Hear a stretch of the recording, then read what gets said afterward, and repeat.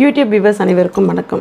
இன்றைக்கி நம்ம இந்த வீடியோவில் 2026க்கான நட்சத்திர பலன்கள் பற்றி பார்த்துட்ருக்கோம். அதன் வரிசையில் இன்றைக்கி பார்க்க போகிறது விசாக நட்சத்திரம். விசாக நட்சத்திரம் துலா ராசியில் 3 பாதமும் விருச்சிக ராசியில் 1 பாதமும் கொண்டது. நட்சத்திர அதிபதி குரு. இந்த நட்சத்திரக்காரர்கள் பொதுவாக எப்படி இருப்பாங்க அப்படின்றத பற்றி பார்த்துடலாம். ரொம்ப நேர்மையான மனிதர்கள், திறமையான மனிதர்கள் அப்படின்னு சொல்லலாம். எந்த ஒரு விஷயத்தையுமே நேர்த்தியாக கற்றுக்கக்கூடிய ஒரு நபர்கள். கையில் ஒரு தொழில் எப்பயுமே தெரிஞ்ச தொழில் ஒன்று வச்சுருப்பாங்க. அதுவும் சுக்கிரன் ஆதிக்கம் இருக்கக்கூடிய தொழிலை கற்றுக்கக்கூடிய நபர்கள் அப்படின்னு சொல்லலாம். மீடியா துறைகள்லையோ இல்லை பாட்டு டான்ஸ் அப்படின்னு ஏதாவது ஒரு கலைத்துறைகளில் இருக்கிறதுக்கு உண்டான வாய்ப்புகள் அதிகமாகவே இருக்குது. அதிகபட்ச திறமைகள் இருக்கும். அதன் மூலமாக இவங்க முன்னுக்கு வராங்களா அப்படின்னு பார்த்திங்கன்னா, இவங்களுக்கு பார்த்திங்கன்னா எல்லா விஷயத்துலையுமே அங்கீகாரம் கிடைக்கிறது. பெரிய அளவில் சாதிக்கணும் அப்படின்னு நினைக்கும் பொழுது அதில் சின்ன சின்ன தடைகள் வர்றது அப்படின்ற மாதிரி விஷயங்கள் இருக்கும். இவங்க இவங்களுக்கு பின்னாடி இருக்கிறவங்க இவங்களை ஓவர்டேக் பண்ணிட்டு போகிற மாதிரியான சூழ்நிலைகளை அதிகபட்சமாக பார்க்கக்கூடிய நபர்கள் நினச்சிப்பாங்க. படிப்புலேயும் திறமையிலையும் அதிகமாக இருக்கும், எக்ஸ்பீரியன்ஸ் அதிகமாக இருக்குது, அப்போ கூட நமக்கு வாய்ப்புன்றது நமக்கு வரமாட்டேங்குதே, என்ன காரணம் அப்படின்னு ரொம்ப யோசிச்சிருப்பாங்க. நான் எல்லாருக்கும் சொல்கிற மாதிரி தான், நட்சத்திர தோஷம் தான் எல்லா விஷயத்துக்குமே காரணமாக இருக்கும். அன்றாட வாழ்க்கையில் நடக்கக்கூடிய பிரச்சனைகள் எல்லாத்தையும், டெய்லி சந்திக்கக்கூடிய பிரச்சனைகள் எல்லாத்துக்குமே நட்சத்திர தோஷம் ஒரு விஷயமாக இருக்கும். அதற்கேற்ற பரிகாரங்களை நீங்கள் தொடர்ந்து பண்ணுற பட்சத்தில் இந்த அங்கீகார பிரச்சனைகள், நம்மளோட திறமைகள் முடக்கப்படுறது, நமக்கு பாராட்டுகள் கிடைக்காம போகிறது, இது எல்லாத்தையுமே நம்ம சரி பண்ணிக்க முடியும். அடுத்ததாக பார்த்திங்கன்னா இவங்களுடைய ஃபேமிலி எல்லா விஷயமே இவங்களுக்கு விட்டு கொடுத்து இவங்களை சப்போர்ட் பண்ணக்கூடிய ஃபேமிலியாக தான் இருக்கும். இவங்க ஆசைக்கு யாரும் குறுக்கவே வரக்கூடிய மனுஷங்க இருக்க மாட்டாங்க. அன்பு ஆதரவு நிறைய கிடைக்கக்கூடியது தான். ஆனால் இவங்க செல்ஃபாக பார்த்திங்கன்னா நாம் ஏதாவது ஒரு விஷயம் பண்ணி சாதித்து பெருமையை தேடி கொடுக்கணும் அப்படின்ற ரொம்ப ஆர்வத்தில் இருக்கக்கூடிய நபர்கள், ரொம்ப நியாயமான மனிதர்கள். ஆனால் நிறைய விட்டு கொடுக்கக்கூடிய தன்மை அதிகமாக இருக்கும். நிறைய பேருக்கு கற்றுக் கொடுப்பாங்க. இவங்க பார்த்திங்கன்னா கரெக்டாக இருக்கிறது அப்படின்றது வெளியே தெரியும். எந்த பிரச்சனையை இவங்ககிட்ட கொண்டு போனாலும் நியாயமான தீர்வுகள் கொடுக்கக்கூடிய ஒரு நபர்கள். குருவுடைய நட்சத்திரம் அப்படிங்கிறதுனால அறிவுரைகளும் ரொம்ப அழகாக கொடுப்பாங்க. நிதானமானவங்க, ரொம்ப டக்குன்னு கோவப்படக்கூடிய நபர்களாக இருக்கிறதுக்கு உண்டான வாய்ப்பே கிடையாது. இவங்க அளவுக்கு மீறி போகும்போது தான் சாது மிரண்டால் காடு கொள்ளாதுன்னு சொல்லுவோம் இல்லையா, அந்த மாதிரி கோவங்கள்லாம் வரும். நார்மலாகவே அட்ஜஸ்ட்மெண்ட் ரொம்பவே இருக்கக்கூடிய ஒரு நபர்கள் தான். மனசளவில் ரொம்ப பியோர் ஹார்ட்டடாக இருப்பாங்க. டக்குன்னு எமோஷன் ஆகக்கூடிய ஒரு நபர்கள் அப்படின்னு சொல்லலாம். சினிமா படங்கள்லாம் பார்த்தா கூட டக்கு டக்குன்னு அழக்கூடிய நபர்கள் இவங்களாக தான் இருப்பாங்க. இவங்களுக்கு பார்த்திங்கன்னா எல்லா திறமைகளுமே ஜாஸ்தியாகத்தான் இருக்கும். இந்த 2026 என்ன மாதிரி பலன்கள் இவங்களுக்கு வரப்போகுது அப்படிங்கிறத பற்றி பார்த்துடலாம். இவங்களுக்கு 9வது வீடு அப்படின்னு பார்க்கும்பொழுது பாக்யஸ்தானம் மற்றும் பித்ருஸ்தானம். இந்த இடத்துல குருவுடைய அமர்வு இருக்குது. குரு பாக்யஸ்தானத்தில் உட்கார்ந்த உடனேயே நிறைய விஷயங்கள் இவங்களோட வாழ்க்கையில் நடந்திருக்கும். அதில் பார்த்திங்கன்னா அதை சிலர் பயன்படுத்தியிருப்பாங்க, சிலர் பயன்படுத்தாமல் இன்னுமே கிடைக்கும்னு சொல்லி தள்ளி போட்டுக்கிட்டே இருப்பாங்க. வாய்ப்பை பயன்படுத்திக்கோங்க. சின்ன வாய்ப்பாக இருந்தாலும் பெரிய வாய்ப்பாக இருந்தாலும் அடுத்து பார்த்துக்கலாம், தள்ளி மட்டும் போடாதீங்க. வாய்ப்பை பயன்படுத்திக்கிட்டே இருங்க. அதுதான் உங்களுக்கு ரொம்ப முக்கியம். தள்ளி போடக்கூடிய குணாதிசயம் கொண்டவங்க தான் விசாக நட்சத்திரக்காரங்க. அதனால் நீங்கள் வாய்ப்பை பயன்படுத்தணும். குரு பார்த்திங்கன்னா பலவிதமான வாய்ப்புகள் கொடுப்பாங்க. அதே சமயத்தில் உங்களுக்கு பாக்கியம் என்னெல்லாம் இதை நீங்கள் செஞ்சிங்கன்னா உங்களுக்கு ஃப்யூச்சர் பெனிஃபிட்ஸ் இருக்கோ அந்த மாதிரி விஷயங்களை கொண்டு சேர்க்கறதுக்கான சூழ்நிலை குரு செஞ்சுக்கிட்டே தான் இருக்கும். பித்ரு வழியில் நமக்கு நல்ல விஷயங்கள், அப்பா சார்புடைய விஷயங்கள் நிறைய நமக்கு பார்த்திங்கன்னா பாராட்டுகள் வாங்கி கொடுக்கக்கூடிய சூழ்நிலையும் ஏற்பட்டுக்கிட்டே தான் இருக்கும். பண ரீதியான உதவிகள் நிறைய கிடைக்கிறதுக்கான வாய்ப்புகளும் கண்டிப்பான முறையில் இருக்குது. நல்ல வேலை மாற்றம், அதுக்கப்புறமா சொந்த வீடு வாங்குறது, இந்த மாதிரி விஷயங்கள்லையும் நம்ம பிள்ளையார் சொல்லி போகிறதுக்கான சூழ்நிலைகள் நிச்சயமாக உண்டு. குரு அடுத்து உங்களோட ராசியை பார்க்குது. குரு ராசியை பார்க்கறதுனால சிலருக்கு திருமண வாய்ப்பு கைகூடுறதுக்கான வாய்ப்பும் இருக்குது. அதே மாதிரி சிலருக்கு பார்த்திங்கன்னா காதல் பண்ணிக்கிட்டு இருக்கக்கூடிய நபர்களுக்கு அந்த காதலிச்ச பெண்ணையே இல்லை காதலிச்ச பையனையோ கல்யாணம் பண்ணிக்கிறதுக்கு உண்டான வாய்ப்புகள் இருக்குது. ஆணாக இருந்தாலும் பெண்ணாக இருந்தாலும் காதல் கைகூடுறதுக்கான வாய்ப்பு நிச்சயமாக இருக்குது. இவங்களுக்கு ராசியை குரு பார்க்கறதுனால செலவுகள் கொஞ்சம் கூடுதலாக இருக்கும். குரு சந்திரன் சேருது அப்படின்னு சொல்லும் பொழுதே கை மீறி செலவு போகுது அப்படிங்கிற மாதிரி இருக்கும். குடும்பம் செய்கிறவங்களுக்கு தெரியும், நம்ம பிளான் பண்ணதை விட ஜாஸ்தியாக செலவாகுதுன்றதுனால சின்ன சின்ன மன உளைச்சல் வரதுக்கான வாய்ப்புகள் இருக்குது. அடுத்து குருவுடைய பார்வை உங்களுடைய 3வது வீட்டில் விழுது. 3ஆம் வீடு நமக்கு தைரியஸ்தானம் மற்றும் சகோதரஸ்தானம். இந்த இடத்த நமக்கு வந்து குரு பார்க்கறதுனால தைரியம் ஜாஸ்தியாக இருக்கும். எவ்வளவு கஷ்டங்கள் வந்தாலும் திரும்பவும் நம்ம முயற்சி செய்வோம், நமக்கு கிடைக்கும் அப்படின்னு சொல்லி அடுத்தடுத்த ஸ்டெப்பு வைக்கிறதுக்கான சூழ்நிலையை உருவாக்கி கொடுக்கும். அதுக்கப்புறம் வந்து பார்த்திங்கன்னா கூட பிறந்தவங்களுடைய சப்போர்ட்ஸ்லாம் நல்லாவே கிடைக்கும். அன்பு ஆதரவு எல்லாருக்கும். பிரிஞ்ச ஃப்ரெண்ட்ஸாக இருக்கட்டும், அப்படி இல்லைனாக்கா நமக்கு கூட பிறந்தவங்களே ரொம்ப தூரத்தில் இருக்காங்க, ஏதோ மனக்குழப்பம் காரணமாக பேச்சுவார்த்தை இல்லாமல் இருந்தாலும் அவங்க திருப்பி ரீயூனியன் ஆகிறதுக்கான வாய்ப்பையும் ஏற்படுத்தி கொடுக்கும். அடுத்து குருவுடைய பார்வை உங்களோட பூர்வ புண்ணியஸ்தானமான 5ஆம் வீட்டில் விழுது. 5ஆம் வீட்டில் குரு பார்வை விழுந்தால் திருமண யோகம் உண்டு. அதே சமயத்தில் வீடு கட்டுறதுக்கு உண்டான வாய்ப்பும் ஏற்படுத்தி கொடுக்கும். புதிய வேலை கிடைக்கிறதுக்கு உண்டான வாய்ப்பையும் ஏற்படுத்தி கொடுக்கும். புத்திர பாக்கியத்துக்காக காத்திருக்கக்கூடிய நபர்களுக்கு சிறு தடைகளோட புத்திர பாக்கியம் கிடைக்கிறதுக்கு உண்டான வாய்ப்பும் இருக்குது.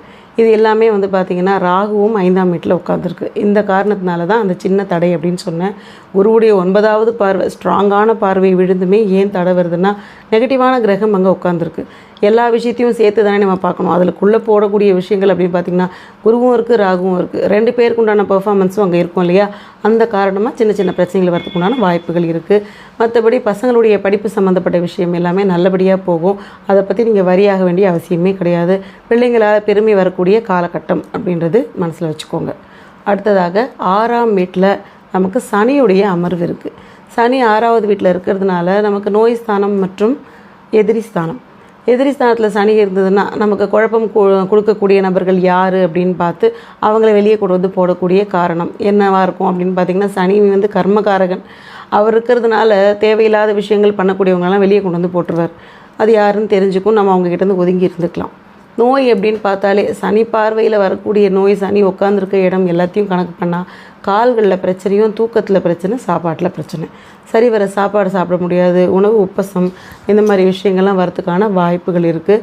அதை நீங்கள் ஃபாலோ பண்ணிக்கோங்க. கரெக்டான டைமுக்கு சாப்பிடணும், நேரத்துக்கு தூங்கணும். இதை கரெக்டாக பண்ணாலே போதும், பிரச்சனைகள்லேருந்து உங்களை நீங்கள் சேஃபாக வச்சுக்க முடியும்.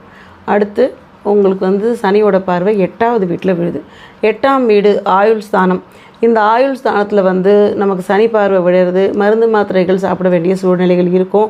விசாக நட்சத்திரம் அப்படிங்கிறதுனால சின்ன சின்ன மருத்துவ செலவுகள் பண்ணணும். அது கூட இந்த வயிறு சம்மந்தப்பட்ட பிரச்சனைகள் வந்து போகலாம். இனிப்பு வகைகள் சாப்பிடும்போது கொஞ்சம் உஷாராயிருங்க. அளவுக்கு அதிகமாக இனிப்புகள் சாப்பிடாமல் உங்களை நீங்கள் பாதுகாத்துக்கோங்க. சுக்கிரன் வீட்டில் இருக்கக்கூடிய 8வது வீடு அப்படிங்கிறதுனால சனி பார்வை விழும்போது அதுக்கேற்ற மாதிரி நம்ம பாதுகாப்பாக வச்சுக்கணும். சனி பார்வை அடுத்ததாக வரக்கூடியது 12வது வீட்டில். 12வது வீடு நமக்கு வந்து பார்த்திங்கன்னா விரயஸ்தானம் இல்லையா? விரயஸ்தானத்தில் சனி பார்த்ததுன்னா செலவுகள் ஜாஸ்தியாக இருக்கும். கர்மகாரகன் அப்படிங்கிற காரணத்தினால 12வது வீட்டை பார்க்கும்பொழுது வீடு கட்டுறதுக்கான வாய்ப்பை ஏற்படுத்தி கொடுக்கும். அதுக்கு நம்ம பணத்தை போட்டுகிட்டே இருப்போம். நிறைய செலவு ஆகிட்டே இருக்க மாதிரி இருக்கும். அதுதான் விரைய இடத்துல சனி வரும்பொழுது நம்ம எப்பயுமே ஏதாவது ஒரு அசட்டாக வாங்கி போடுறது, இல்லைனாக்கா பணத்தை சேமிக்கிறது, இந்த மாதிரி விஷயங்கள் பண்ணும்பொழுது நமக்கு இந்த தாக்கம், தேவையில்லாத செலவுகள் வராமல் நம்ம சேஃபாக வச்சுக்க முடியும். அடுத்து சனியுடைய பார்வை உங்களுடைய 3ஆம் வீட்டை பார்க்குது. சகோதர வழியில் வந்து நமக்கு எந்த பிரச்சனைகளும் இல்லாமல் நார்மலாக குதூகலமாக போகிறதுக்கு உண்டான வாய்ப்பை ஏற்படுத்தி கொடுக்கும். தைரியம் இன்னுமே கூடுதலாக இருக்கும். ஆல்ரெடி குருவும் பார்க்குறதுனால தைரியஸ்தானம் இன்னும் ஸ்ட்ராங் ஆகிறதுக்கு உண்டான வாய்ப்பை ஏற்படுத்தி கொடுக்கும். மன நிம்மதி கண்டிப்பான முறையில் கிடைக்கும். அடுத்து உங்களுக்கு ராகுவுடைய அமர்வு. ராகு 5வது வீட்டில் உட்காந்துருக்கு. 5ஆம் வீட்டு ராகு அப்படின்னு பார்த்தீங்கன்னா பூர்வ புண்ணியஸ்தானம், புத்திரஸ்தானம் இல்லையா? புத்திர பாக்கியம் வந்து சில பேருக்கு சின்ன சின்ன தடைகள் வந்து போகிறதுக்கு உண்டான வாய்ப்புகள் இருக்குது. அதே சமயத்தில் பூர்வ புண்ணியஸ்தானம், வீடு கட்டணும், நம்ம வந்து ஏதாவது ஒரு புது வேலைக்கு போகணும், பண ரீதியான முயற்சிகளில் வந்து நமக்கு கண்டிப்பான முறையில் பாசிட்டிவான பதில் கிடைக்கிறதுக்கு வாய்ப்பை ஏற்படுத்தி கொடுத்துரும். எப்பயுமே ராகு வந்து பார்த்திங்கன்னா பொருள் காரகத்துவத்தை அதிகப்படுத்தியும் உயிர் காரகத்துவத்தில் ஏதாவது சின்ன சின்ன குழப்பங்கள் ஏற்படுத்தி கொடுக்கறது தான் ராகுவுடைய தன்மை. உயிர் காரகத்துவம்னா செல்ஃபாக நம்மளை அவமானப்படுத்துறது, இல்லை நம்மளை கோச்சிக்க வைக்கிறது, இல்லை அழ வைக்கிறது, இந்த மாதிரி விஷயங்கள். பொருள் காரகத்துவம் அப்படின்னு சொன்னாலே உங்களுக்கு தெரியும், பண ரீதியான விஷயங்கள், பரிசு பொருட்கள், இந்த மாதிரி விஷயங்களை அதிகப்படுத்தி கொடுக்கக்கூடியது தான் ராகுவுடைய தன்மை. ராகுவுடைய பார்வை வந்து பார்த்திங்கன்னா 9வது வீட்டில் விழுது. பாக்யஸ்தானம் மற்றும் பித்ருஸ்தானம். தந்தைக்கு உடல்நிலை சின்ன சின்ன ஆரோக்கிய குறைபாடுகள் வரலாம், அது என்னன்னு பார்த்துக்கோங்க. மற்றபடி எந்த பெரிய பிரச்சனைகள் அப்படின்றது எதுவுமே கிடையாது. ராகு 1ஆம் வீட்டையும் பார்க்குது. அதாவது ராசியை பார்க்குறதுனால சின்ன சின்ன விஷயங்கள், அதாவது ஏதாவது ஒரு விஷயம் செய்யணும்னு நினச்சோன்னா டக்குன்னு முடியாது, கொஞ்சம் இழுவையாக இழுத்துட்ருக்கிற மாதிரியான சூழ்நிலைகள் இருக்கும். அது ஒரு பெரிய இஷ்யூ கிடையாது, ஏன்னா குருவோட பார்வையும் இருக்குது அப்படிங்கிறதுனால அதை நீங்கள் பெருசாக எடுத்துக்க வேண்டிய அவசியம் கிடையாது. ராகுவுடைய பார்வை வந்து பார்த்திங்கன்னா உங்களுக்கு லக்னம் எல்லாம் இருக்கிற இடத்துல ராகு பார்வை விழுந்ததுன்னா ஆரோக்கியத்தில் சின்ன சின்ன வயிறு உப்பசம் சம்மந்தப்பட்ட பிரச்சனைகள், வாந்தி சம்மந்தப்பட்ட பிரச்சனைகள் வரத்துக்குண்டான வாய்ப்பு இருக்குது. மற்றபடி பெரிய இஷ்யூலாம் எதுவுமே கிடையாது. அடுத்து கேதுவுடைய அமர்வு. கேது வந்து உங்களுக்கு 11வது வீட்டில் உட்காந்துருக்கு. 11ஆம் வீடு லாபஸ்தானம். லாபஸ்தானத்தில் கேது இருக்கிறதுனால லாபம் வர்றது எல்லாத்தையும் கொஞ்சம் சுருக்கி கொடுக்கறதுக்கு உண்டான வாய்ப்புகள் இருக்குது. பெருசாக பிளான் பண்ணியிருப்பாங்க, ஒரு 10 ரூபா வரணும்னு நினச்ச இடத்துலேருந்து ஒரு 5 ரூபா வரதுக்கு உண்டான வாய்ப்பு. அதெல்லாம் வந்து கேது இருந்தாவே எல்லாத்தையும் சுருக்கக்கூடிய தன்மை இருக்கிறது தான் கேது. அது இப்போ சுருக்கினாலுமே கேது நகர்வுக்கு அப்புறமா எவ்வளோலாம் நம்மக்கிட்ட வராமல் நின்றுதோ எல்லாத்தையும் பெருக்கி கொடுக்கறதுக்கு உண்டான வாய்ப்பையும் செஞ்சுட்டு தான் போகும். அதை பற்றி கவலைப்பட வேண்டிய அவசியம் இல்லை. அடுத்து கேதுவுடைய பார்வை உங்களுக்கு 7வது வீட்டில் விழுது. 7ஆம் வீடு அப்படின்னு பார்த்திங்கன்னா களத்திரஸ்தானம். களத்திரஸ்தானத்தில் கேது பார்வை விடுறதுனால நமக்கு வந்து பார்த்திங்கன்னா கணவன் மனைவிக்குள்ளே சின்ன சின்ன சண்டை சச்சரவுகள் வந்து போகலாம். கூட்டுத்தொழில் செய்யும் பொழுது நம்மளுடைய ஃப்ரெண்ட்ஸ் எல்லாம் இருக்காங்க இல்லையா, அதாவது இன்வெஸ்டர்ஸ், அவங்க கூடயும் சின்ன சின்ன விவாதங்கள் வரதுக்கு உண்டான வாய்ப்பு இருக்குது. பேச்சில் ரொம்ப சுதாரிப்பு தேவை. சட்டுன்னு வார்த்தையை விடாமல் நிதானத்தோடு இருங்க. கண்ணியமாக பேசுகிறது, ஆல்ரெடி நீங்கள் கண்ணியமாக பேசக்கூடிய நபர்கள் தான். கோவத்தில் வார்த்தைகள் விடாமல் உங்களை நீங்கள் பாதுகாப்பாக வச்சுக்கோங்க. அப்படி வச்சிங்கன்னா பிரச்சனைகள் வராமல் உங்களை நீங்கள் காப்பாற்றிக்க முடியும். அடுத்து கேதுவோட பார்வை உங்களோட 3வது வீட்லேயும் விழுது. 3ஆம் வீடு தைரியஸ்தானம் மற்றும் சகோதரஸ்தானம். இந்த இடத்துல ஆல்ரெடி சனி குருவும் பார்க்கறதுனால இப்போ கேதுவும் பார்க்குது. தைரியம் அசாத்தியமாக இருக்கும். ஏதாவது ஒரு விஷயம் கிடைக்கலன்னா கண்டிப்பாக அது கிடைக்கிறதுக்கு என்ன பண்ணணுமோ அதுக்கான முயற்சிகளை கண்டிப்பாக நீங்கள் பண்ணி அதை வாங்கிறதுக்குண்டான வழியும் கண்டிப்பாக செய்வீங்க. ஸோ இது ஒரு விஷயம்.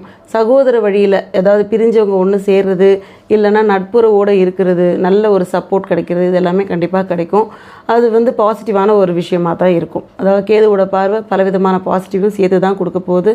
புது விஷயங்களை கற்றுக் கொடுக்கக்கூடிய தன்மை வந்து இந்த கேதுவுக்கு இருக்குது. அடுத்து நம்ம பார்க்க போகிறது நட்சத்திர தோஷம். நிறைய பிரச்சனைகள் வந்து எதர் காரணமாக வச்சு போகுது அப்படின்னு பார்த்திங்கன்னா இந்த நட்சத்திரத்துக்கு உண்டான ஒரு கிரக தோஷம் தான். அன்றாட வாழ்க்கையிலுமே நமக்கு வரக்கூடிய பிரச்சனைகளை அதுதான் வந்து செஞ்சுட்டே போகும். இது வந்து விசாக நட்சத்திரத்துக்கு என்ன கிரகம் தோஷமாகுது அப்படின்னு பார்த்திங்கன்னா உங்களுக்கு ராகு தோஷம் ஆகுது. ராகு தோஷம் ஆகும்போது எந்த பிரச்சனைகள்லாம் நீங்கள் சந்திப்பீங்க அப்படின்னு பார்த்தீங்கன்னா அங்கீகாரம் கிடைக்கிறதுக்கு உண்டான வாய்ப்பு இல்லை. நம்ம ஏதாவது ஒரு இடத்துல வேலை செய்கிறோன்னா எல்லாத்தையும் நம்ம வந்து இனிக்க பேசுவாங்க. உங்களுக்கு தான் இந்த வாய்ப்பு கொடுக்க போகிறேன்லாம் பேசுவாங்க. வாய்ப்பு கொடுக்கும்போது நம்ம பேரை மறந்துட்டு வேறு ஒருத்தரோட பேரை சொல்லிடுவாங்க. அப்போது இவ்வளவு எக்ஸ்பீரியன்ஸ் இருக்குது, திறமை இருக்குது, ஆனால் நமக்கு அந்த வாய்ப்பு கிடைக்கல அப்படின்னு ரொம்ப ஃபீல் பண்ணிக்கிட்டே இருப்போம். நம்ம என்ன பண்ணுவோம், விதியே நமக்கு சரியில்லை அப்படின்னு விரக்தியாகும். அப்படியெல்லாம் ஒன்றுமே கிடையாது. ராகு தோஷம் இருந்ததுன்னா நமக்கு கிடைக்க வேண்டிய நன்மைகள் தட்டி பறிக்கப்பட்டு இன்னொருத்தங்களுக்கு போயிடும். இதை எப்படி சரி பண்ணலாம், எப்படி வந்து அட்லீஸ்ட் ஒரு 50% அதை மாற்ற முடியும்னா பரிகாரங்கள் மூலமாக மாற்ற முடியும். பரிகாரம் பெரிய அளவு பரிகாரம்லாம் இல்லை. ராகுவோட அதிபதி தெய்வம் என்னன்னு பார்த்தீங்கன்னா துர்கையோட வழிபாடு கண்டிப்பாக நீங்கள் பண்ணியே ஆகணும். துர்கை வழிபாடு பண்ணிக்கிட்டே இருங்க. துர்கைக்காக கொஞ்சம் நேரம் ஒதுக்குங்க. ராகு காலத்தில் விளக்கு வைக்கிறது, அப்படின்னா ராகு காலத்தில் கோவிலில் போய் சுற்றிட்டு வர்றது, இந்த மாதிரி விஷயங்களை அடிக்கடி செய்யுங்க. அப்புறம் வந்து கோபக்கார கடவுள்கள், நரசிம்மர், உக்ரமாக இருக்கக்கூடிய காளி, இந்த மாதிரி தெய்வங்களை வழிபாடு பண்ணணும். வழிபாடு பண்ணும்போதே ராகுவால் அதிகபட்ச பாதிப்புகள் இருக்குது, நீங்கள் தான் சரி பண்ணி கொடுக்கணும் அப்படின்ற வேண்டுதலை நீங்கள் வைக்கணும். இதை பண்ணுற பட்சத்தில் உங்களுக்கு நிறைய நல்ல விஷயங்கள் கண்டிப்பான முறையில் கிடைச்சே தீரும். தடைகள் விலகும். சாம்பல் நிறம் அதிகமாக பயன்படுத்துங்க. வெள்ளை நிறமும் அதிகமாக பயன்படுத்துங்க. வெள்ளை நிறம் வந்து சுக்கிரனுக்கு ராகுவும் நல்ல நட்பு இருக்கிறதுனால வெள்ளை நிறம் பயன்படுத்தும் பொழுது உங்களுக்கு லக்கு அதிகமாகறதையும் கண்கூட பார்க்க முடியும். வெள்ளியில் ஒரு வளையல் வந்து பெண்ணாக இருந்தால் வளையலும், ஆணாக இருந்தால் காப்பும் கையில் போட்டுக்கோங்க. இது பலவிதமான நன்மைகளையும் உங்களுக்கு சேர்த்து கொடுக்கும்.